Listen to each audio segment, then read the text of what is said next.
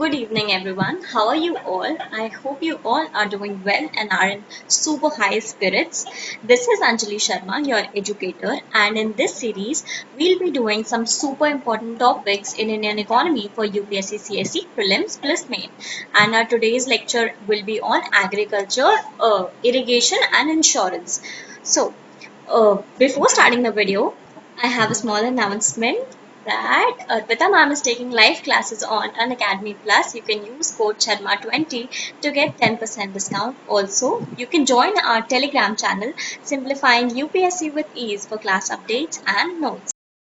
Let's have a look at topic-wise distribution of questions in economics in UPSC mains.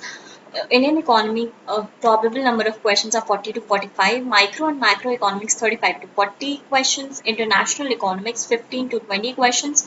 Money, banking and finance, public finance 10 to 15 questions. That I'll be making the next video on. The next lecture would be on money, banking and public finance. So growth and development 10 questions. So this is very important from the point of mains and prelims as well. So yes, let's begin with irrigation. So irrigation is the artificial application of water to the soil or agriculture field. तो यहाँ पे बात क्या करी जा रही है कि irrigation जो है artificial application. It is the replacement or supplementation of rainwater with another source of water. It is used in dry areas and during periods of inadequate rainfall. तो irrigation किस टाइम पे यूज किया जाता है? एक तो dry areas पे use किया जाता है जहाँ पे ज़्यादा सूखा होता है, ठीक है, and it is use during the time of इनएडिक्वेट rainfall जहाँ पे बहुत अच्छी रेनफॉल नहीं रहती या रेनफॉल कम रह जाती है, तो वहाँ पे आर्टिफिशियली आप फार्मर्स जो है वो यूज करते हैं इरिगेशन का मेथड ताकि वो एग्रीकल्चर फील्ड पे पानी पहुंचा सकें, ठीक है। और इससे हम कह सकते हैं कि रेन वाटर को सप्लीमेंट करने के लिए या उसे अगर नहीं है तो रिप्लेस करने के लिए इरिगेशन यूज की जाती है। The main idea behind irrigation systems is to assist in the growth of agriculture crops and plants by maintaining with the minimum amount of water required, suppressing weed growth in grain fields, preventing soil consolidation, etc.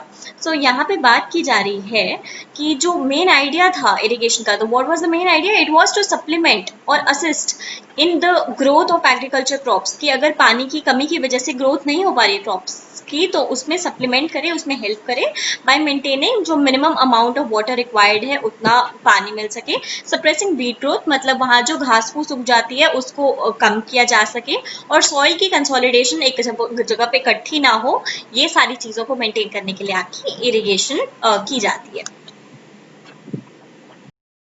Let's have a look at a few types of irrigation.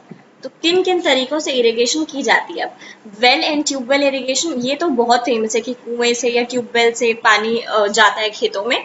Wales are mainly found in UP, Bihar, Tamil Nadu etcetera.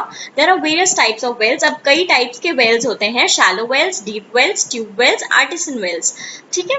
तो अब from shallow Wales क्या होते हैं? ये जो हमेशा is not always available as the level of water goes down during the dry months. Shallow wells मतलब जो बहुत ज्यादा डीप नहीं है, ज्यादा गहरे नहीं है, तो हमेशा इसमें पानी अवेलेबल नहीं होता। और ऐसा क्यों है? क्योंकि समर्स और बहुत ज्यादा समर्स के टाइम पे जो आपकी वाटर का लेवल है वो काफी नीचे चला जाता है, इसलिए फिर आपके पास शैलो वेल्स में पानी नहीं रह जाता। फिर आ जाती है बात डीप वेल्स की। तो deep wells are more suitable for the purpose of irrigation as water from them is available throughout the year. अब जो गहरे कुएं होते हैं उसमें हमेशा पूरी साल हर समय पानी रहता है, तो ये ज्यादा सूटेबल है इरिगेशन के पर्पज से। और जहाँ पे ग्राउंड वाटर अवेलेबल है वहाँ पे ट्यूबवेल भी इंस्टॉल किया जा सकता है near the agricultural area. In fact UP Bihar side पे खेतों के पास ही ट्यूबवेल्स लगाए जाते हैं और फिर उससे दूर दूर तक के खेतों में पानी जाता है। Deep tubewell worked by electricity can irrigate a much larger area about 400 hectares than a surface well, half hectare जो कि कवर करती है एक surface well. Tubewells are mostly used in UP, Haryana, Punjab, Bihar and Gujarat. So अब इनके भी कुछ मेरिट्स एंड डीमेरिट्स हैं, तो वो क्या है? तो मेरिट्स क्या है कि वेल तो सबसे सिंपलेस्ट है, चीपेस्ट है, इंडिपेंडेंट सोर्स ऑफ इरिगेशन है and can be used as and when the necessity arise. जब जरूरत पड़े तब कुएं से आप पानी निकाल सकते हैं। Several chemicals such as nitrate, chloride, sulphate etcetera found in well water add to the fertility of the soil. So these chemicals that are available in the well water make the soil even more fertile. तो जितनी fertility बढ़ जाती है soil की उतनी अच्छी आपकी crops होती है. And these are more reliable during the periods of drought when surface water dries up. तो जब सूखे के टाइम पे surface water dry हो जाता है या सारा कुछ सूख जाता है तो भी wells और tube जो हैं वो ज़्यादा reliable sources हैं. Now, demerit क्या है? It can only limited area can be irrigated. In the event of drought, the groundwater levels falls, enough water is not available. तो जब आपका कुएं का पानी नीचे चला जाता है so then there is not enough water that is available for the purpose of irrigation on the fields. Tube wells can draw a lot of groundwater from its neighboring areas and make the ground dry and unfit for agriculture. तो tube well क्या करते हैं आसपास के area से भी वो ground water खींच लेते हैं जिससे कि आसपास का एरिया ग्राउंड ड्राई हो जाता है which makes them unfit for the agriculture purposes. So next is canal irrigation. Canals can be effective source of irrigation in areas of low level relief, deep fertile soils, perennial source of water and extensive command area. Therefore, the main concentration of canal irrigation is in northern plain of India, especially the areas comprising Uttar Pradesh, Haryana and Punjab. तो इन तीनों states में जो है canal irrigation वो सबसे ज़्यादा हो सकती है possible या main concentration canal irrigation की इस states में है. So, the digging of canals in rocky and uneven areas is difficult and uneconomic. Thus, canals are practically absent from peninsular plateau area या Deccan Plateau आपकी जो है वहाँ से absent है. However, the coastal and the delta regions in the South India do have some canals for irrigation. Let us understand the types of canal irrigation. So there are two types of canals, inundation canals and perennial canals. Inundation canals are taken from large rivers without any regulating systems like weirs etc. at their head. Such canals provide irrigation mainly in the rainy season when the river is in flood or there is excess water. तो जो inundation canals होते हैं ये all round the year सारे साल पानी नहीं इनमें आता.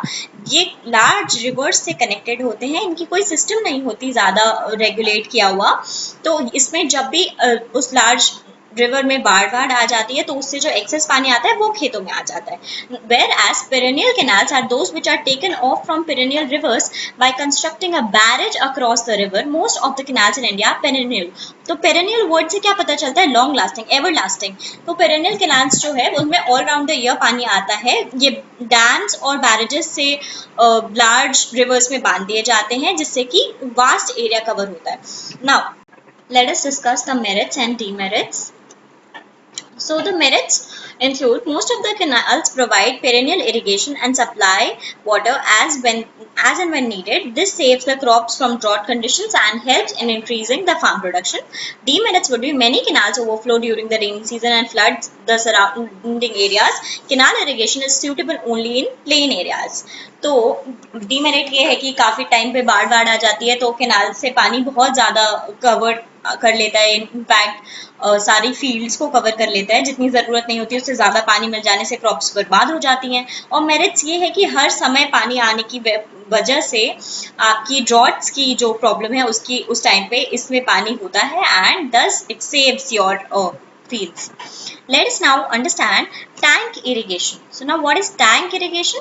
A tank is developed by constructing a small bund of earth or stones built across a stream. The water impounded by the bund is used for irrigation and other purposes. Tank comprises an important source of irrigation in Karnataka Plateau, MP, Maharashtra, Odisha, Kerala, Bundelkhand area of UP, Rajasthan and Gujarat. Region में ज़्यादातर क्योंकि वहाँ पे Rocky आपकी जो soil होती है वो रॉकी होती है तो उस तरफ आप कैनाल इरिगेशन के लिए या वेल या ट्यूबवेल नहीं खुदवा सकते तो वहाँ पे आप टैंक इरिगेशन करते हैं ज़्यादातर काफ़ी फेमस है उधर tank irrigation although it is more costly पर वहाँ पे क्या करते हैं एक टैंक या आर्टिफिशियल रिजर्वॉयर बना दिया जाता है जो कि आपका पानी इकट्ठा करता है बारिश का टाइम का और सारे कुछ और वो यूज़ किया जाता है खेतों में और या तो ड्रिंकिंग पर्पसेस के लिए या एग्रीकल्चर पर्पसेस के लिए. सो व्हाट इज बेनिफिट्स और demerits? So merits include most of the tanks are natural and do not involve heavy cost of their construction and have longer lifespan. In many tanks, fishing is also carried on, which supplements both the food resources and income of the farmer. तो जब उसी tank में आप fishing कर पाते हैं तो आपके जो फार्मर है उनकी इनकम जो है सप्लीमेंट हो जाती है. Demerits would be many tanks dry up during the dry seasons and fail to provide irrigation when it is required. तो मेन जो हमारा पर्पस था जिसके लिए हमने टैंक्स बनवाए थे ताकि वो रेन वाटर को सेव कर सके और ड्राई सीजन्स में हेल्प कर सके, वो कभी कभी पूरा नहीं हो पाता है क्योंकि ड्राई सीजन्स में most of the time streams जो है वो ड्राई हो जाती हैं और आपकी जो टैंक्स हैं वो भी ड्राई हो जाते हैं. Lifting of water from tanks and carrying it to the field is strenuous and costly exercise. फिर आपको टैंक्स से पानी खुद उठा करके खेतों तक ले जाना पड़ता है, which is very tedious task. So now the next type of irrigation is drip water irrigation, drip irrigation. So in drip irrigation, water is applied near the plant root through emitters or drippers on the below soil surface or at low rate varying from 2 to 20 liters per hour. तो basically पानी जड़ों में पहुंचाया जाता है drip by drip. The soil moisture is kept at the optimum level with frequent irrigations. Among all irrigation methods drip irrigation is the most efficient and can be practised for a large variety of crops, specially in vegetables, orchard crops, flowers and plantation crops. तो आपके जो plantation crops हो गए, tea, coffee, jute या flowers हो गए, vegetables हो गए, उस सब में ड्रिप इरिगेशन जो है सबसे इफेक्टिवली यूज किया जा सकता है कि आप उसकी जड़ में पानी दें और जितनी जरूरत है उतने हिसाब से. तो इसका मेरिट क्या है? फर्टिलाइजर और nutrient loss is minimum due to localized application and reduced leaching. Field leveling is not necessary. Recycled non-potable water can be used. Water application efficiency increases. Soil erosion और weed growth जो होता है वो भी कम हो जाता है. Weed growth क्या होती है? जो आपकी घास फूस उग जाती है. जब आप खेतों में हर जगह पानी देते हैं ना तो मतलब काफी टाइम ऐसा होता है जहाँ के आपके पौधे कम ग्रो करते हैं और घास ज्यादा ग्रो कर जाती है. तो ऐसे टाइम पे भी किसानों को काफी नुकसान हो जाता है. तो इससे ड्रिप वाटर में जब जहाँ पे पौधे को जरूरत है सिर्फ वहीं पानी मिल रहा है और इधर उधर नहीं मिल रहा है तो इससे वीड ग्रोथ भी कम होती है. डीमेरिट्स क्या है? इनिशियल कॉस्ट जो है वो काफी ज्यादा हो सकता है. That can result in clogging, wastage of water, time and harvest if not installed properly. इसके आगे जो हम पढ़ेंगे that would be sprinkler irrigation. ये हम सबने अपने स्कूल ग्राउंड्स में भी देखा होगा कि मतलब जो ये देखी हुई चीज है, ठीक है. इसमें क्या होता है? In this method water is spread into the air and allowed to fall on the ground surface somewhat resembling rainfall. The spray is developed by flow of water under pressure through small orifices or nozzles. The sprinkler irrigation system is very suitable method for irrigation on uneven lands or shallow soils. तो shallow soils या uneven lands पे sprinkler irrigation बहुत अच्छे method है irrigation का. Sprinkler set कर दिए जाते हैं जो एक लार्ज एरिया कवर करते हैं और उसके अंदर आपके नोजल्स के थ्रू एक बहुत प्रेशर से पानी आता है जो ड्रॉपलेट्स में जाता है. Nearly all crops are suitable for sprinkler irrigation systems except crops like paddy, jute, etc. Paddy, jute इन सब के लिए ना काफी सारा पानी चाहिए होता है उगाने के लिए और स्प्रिंकलर इसके लिए suitable नहीं है. The dry crops, vegetables, flowering crops, orchards, plantation crops like tea, coffee, etc. ये सब के लिए suitable है sprinkler irrigation. Merit क्या है? Suitable to all types of soil except heavy clay. Water saving करता है, yield increase होती है, saves land as no bunds etc. are required. Demerit क्या है? Initial cost काफी high है, under high wind conditions and high temperature distribution and application efficiency is poor. तो wind conditions पे काफी डिपेंड करता है, टेम्परेचर पे डिपेंड करता है और application efficiency जो है वो poor भी हो सकती है क्योंकि हमारे कंट्रोल में नहीं है कि स्प्रिंकलर का पानी कौन सी साइड जाएगा. ठीक है. So other types of irrigations are furrow irrigation or surge irrigation. Furrow irrigation is a type of surface irrigation in which trenches or furrows are dug between the crop rows in the field. तो जैसे कि आप image में भी देख पा रहे हैं पीछे ना, तो क्रॉप्स के बीचों बीच जो है फरोज क्रिएट कर दिए जाते हैं. Farmers flow water down the furrows and it seeps vertically and horizontally to refill the soil reservoir.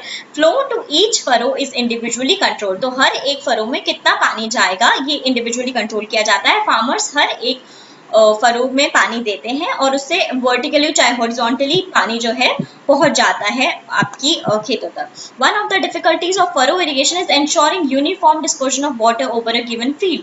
तो पानी कौन सी फरो में कितना जाएगा ये हम डिसाइड नहीं कर सकते या कंट्रोल नहीं कर सकते पानी का फ्लो. तो another difficulty with furrow irrigation is increased potential for water loss due to run off. क्योंकि जब मैंने एक जगह फरो क्रिएट कर दिया तो वो पानी रन ऑफ भी हो सकता है, एक तरफ से पानी डाला और दूसरी तरफ से पानी निकल गया, ऐसा भी हो सकता है. Surge irrigation is a variant of furrow irrigation where the water supply is pulsed on and off in planned time periods. The wetting and drying cycle reduced infiltration rates resulting in faster advance rates and higher uniformities than continuous flow. तो surge irrigation जो है ये furrow irrigation का ही एक type है. तो जो आपकी डिफिकल्टीज फरो इरिगेशन में आ रही थी वो कवर करने के लिए आई सर्ज इरिगेशन, और जिसकी मदद से जो वाटर है वो बेटर कंट्रोल में रहता है.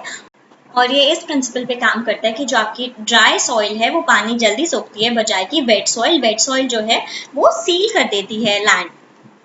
So the other types of irrigation will be ditch irrigation and sub irrigation or seepage irrigation. तो ditch irrigation जो है it is rather traditional method where ditches are dug out and seedlings are planted in the rows. The plantings are watered by placing canals or furrows in between the rows of plants. Siphon tubes are used to move the water from main ditch to the canals. सब irrigation और seepage irrigation. तो seepage का क्या मतलब होता है कि पानी जो है वो जमीन के नीचे डाला गया और उसके बाद वहां से पौधे ने अपवर्ड्स ले लिया उसे. So it is a method of irrigation where water is delivered to the plant root zone from below the soil surface and absorbed upwards. तो हम छोटे छोटे सीपेजेस बनाते हैं सॉइल में जिससे कि वो प्लांट के रूट जोन तक पहुंचती है और प्लांट उसे अपवर्ड्स ले लेता है, और जो एक्सेस पानी है वो रीयूज के लिए इकट्ठा किया जा सकता है. एडवांटेजेस क्या है कि water and nutrient conservation and labour saving. और जो इसका डिसएडवांटेज है कि आउटफिटिंग कॉस्ट जो है वो रिलेटिवली हाई होता है. पोटेंशियल प्रॉब्लम्स हो सकते हैं जैसे कि पॉसिबिलिटी या increase presence of disease in the recycled water. So now let us move to the insurance part. So प्रधानमंत्री फसल बीमा योजना PMFBY, जिससे एक प्रीवियस क्वेश्चन भी आया हुआ था. तो द प्रधानमंत्री फसल बीमा योजना was launched in 2016 and is administered by ministry of agriculture and farmers welfare. अब ये बताना जरूरी क्यों था, क्योंकि काफी योजनाओं के बारे में पूछ लिया जाता है कि उन्हें कौन एडमिनिस्टर करता है. It provides a comprehensive insurance cover against failure of the crop, thus helping in stabilising the income of farmers. Scope क्या है इसका? All food oil seed crops जो है, एनुअल कमर्शियल हॉर्टिकल्चर क्रॉप्स जो है, for which past yield data is available, जिसमें आपके पास पुराना डेटा अवेलेबल है कि आपने पुरानी इसमें खेती करी थी तो आपका क्या रिजल्ट रहा था या कैसे प्रोडक्ट कैसा हार्वेस्ट हुआ था. तो उसका अगर आपके पास चाहे फूड है, चाहे ऑयल सीड क्रॉप्स है, चाहे एनुअल कमर्शियल या हॉर्टिकल्चर क्रॉप्स हैं, तो उन सभी के को ये कवर करता है. प्रीमियम क्या है? The prescribe premium is 2% to be paid by the farmers for all kharif crops and 1.5% for all rabi crops. तो खारिफ और राबी सीजन में कल ही बता चुकी हूँ, कल वाली वीडियो देख लें आप. In the case of annual commercial and horticulture crops the premium is 5%. तो ये जो प्रीमियम देना पड़ रहा है ये खारिफ क्रॉप्स के लिए है 2%, राबी क्रॉप्स के लिए 1.5%. अगर आपका क्रॉप हॉर्टिकल्चर या कमर्शियल है तो the premium is 5%. Now the scheme is compulsory for Loni farmers available crop loan या किसान क्रेडिट कार्ड जिनके पास है उनके लिए कंपल्सरी है. Account for notified crops and voluntary for others, तो उनके लिए वॉलंटरी है और कुछ लोगों के लिए कंपल्सरी है. The scheme is implemented by the empaneled general insurance companies. The selection of the implementing agency is done by the concerned state government through bidding. So आज का एक जो छोटा सा क्वेश्चन है वो ये है कि Dash has become the first state in the country to integrate its land records with the web portal of प्रधान मंत्री फसल बीमा योजना. कौन सी स्टेट है जो फर्स्ट स्टेट है इंडिया की जिसने अपने लैंड रिकॉर्ड्स को वेब पोर्टल पे इंटीग्रेट कर दिया है? आप मुझे इसके आंसर्स कमेंट सेक्शन में बताएं और मैं इसके आंसर आपको अगली वाली वीडियो में बता दूंगी या अभी बता दूं. चलिए अभी बता देती हूँ. The correct answer for this one will be Maharashtra. Maharashtra has become the first state in the country to integrate its land records with the web portal of the Pradhan Mantri फसल बीमा योजना. So coming to restructured weather based Crop Insurance Scheme RWBCIS restructured weather-based corporation crop insurance scheme was launched in 2016 and is being administered by the Ministry of Agriculture and Farmers Welfare. It aims to mitigate the hardship of the insured farmers against the likelihood of financial loss on account of anticipated crop loss resulting from adverse weather. तो इसमें जो है आपकी जो insurance है that is provided to you जो adverse weather conditions की वजह से या ज्यादा रेनफॉल या कम रेनफॉल या बिल्कुल रेनफॉल नहीं या floods temperature wind humidity in सब की वजह से अगर आपकी क्रॉप में कोई नुकसान हुआ है तो ये उनको कवर करता है. WPCIS uses weather parameters as proxy for crop yields in compensating the cultivators for deemed crop losses. Now we'll be doing the recent changes or development in the Pradhan Mantri Fasal Bima Yojana. Recently the Union Cabinet has approved the revamp of Pradhan Mantri Fasal Bima Yojana (PMFBY) and the restructured weather-based crop insurance scheme. The revamped scheme will be effective from the 2020 Kharif season. The key changes are reduced share of the center, voluntary enrollment, flexibility to select risk cover, compulsory serving time period for insurance firms, cut-off dates for state to release its share. Now ये सबको थोड़ा detail में पढ़ लेते हैं कि reduced its share of centre का क्या मतलब है. The centre has slashed share of the premium subsidy from the current 50% to just 25% in irrigated areas and 30% for unirrigated areas. Farmers have a fixed share of premium 2% of the sum insured for kharif crops, 1.5% for rabi crops and 5% for cash crops. ठीक है. Currently the center and state split the balance of the premium equally. However, the revamp now reduces the burden on the center and increases the share on the of the states. ना voluntary enrolment का क्या मतलब है. अभी तक जो था कि वो सबके लिए कंपलसरी था. The enrolment in these schemes have been made voluntary for all farmers including those with existing crop loans. अभी इससे पहले जब मैंने PMFBY के बारे में बताया था तो मैंने ये बताया था कि जिन लोगों ने किसान क्रेडिट कार्ड से लोन ले रखा है उनको तो ये कंपल्सरीली लेना ही पड़ेगा.